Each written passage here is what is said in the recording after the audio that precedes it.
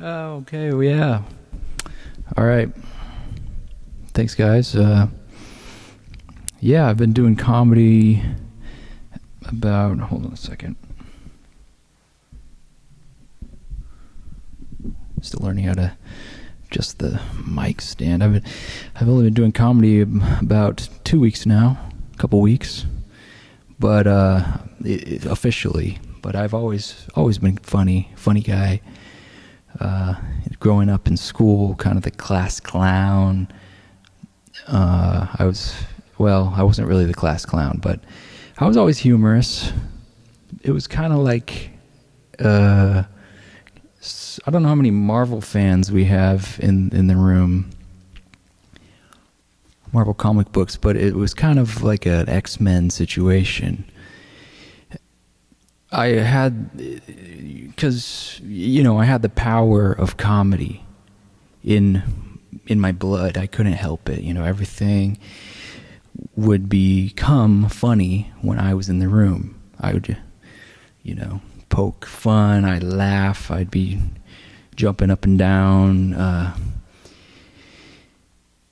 My teacher would call it attention-seeking behavior, but I just called it making everyone freaking laugh. But the problem was not everyone understood my jokes or my comedy. It was kind of like, it was sort of like being an X-Man from the X-Men, because I had all this power and raw energy and raw comedic ability, but I couldn't exactly harness it. It was sort of like going through puberty, I didn't know my own limits. I'd be making fun of the lunch lady, I'd be making fun of my mom, I'd be making fun of my friend's mom, and then I'd get sent home, and a lot of people didn't want to spend time with me once we got, hold on a second.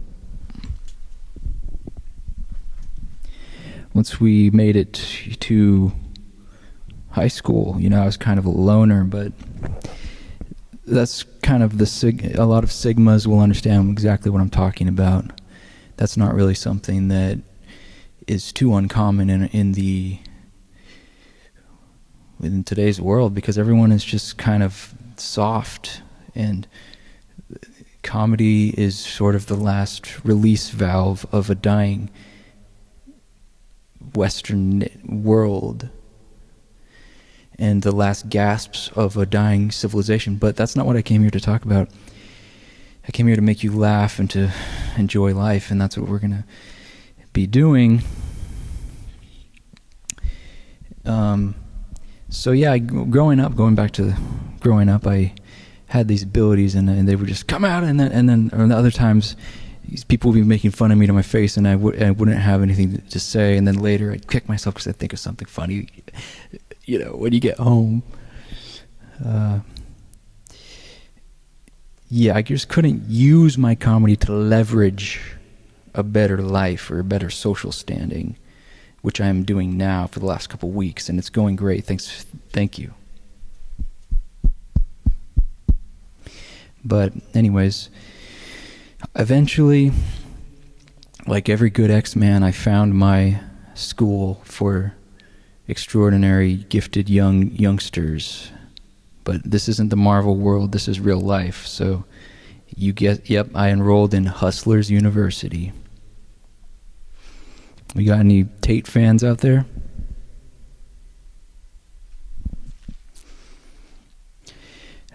For those of you who don't know, Andrew Tate is the headmaster of a university, Hustlers University. You pay, just like a regular school, you pay, and then you sit down. Then you don't, you're distracting me.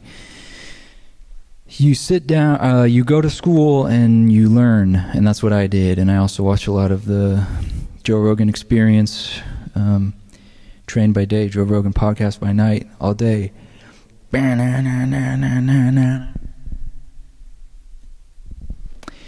So, also I watch a lot of Jocko Willink. That kind of helped me get my rear in gear when it comes to getting up and going out and leaving the house for a change.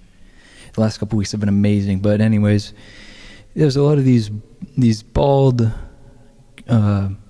professors. I call them professors because I learned so much from them, and some of them are actually literally like own a university. So anyways, that's kind of my story.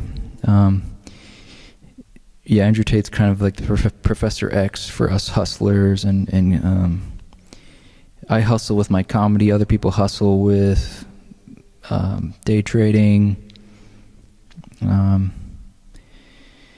It would make a lot more sense if Andrew Tate ever ends up in a wheelchair, but I don't think that's ever going to happen.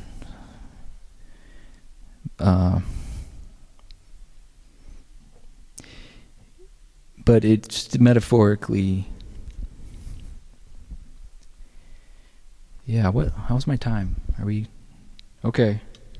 All right, thanks everyone. Thank you. I'll be back.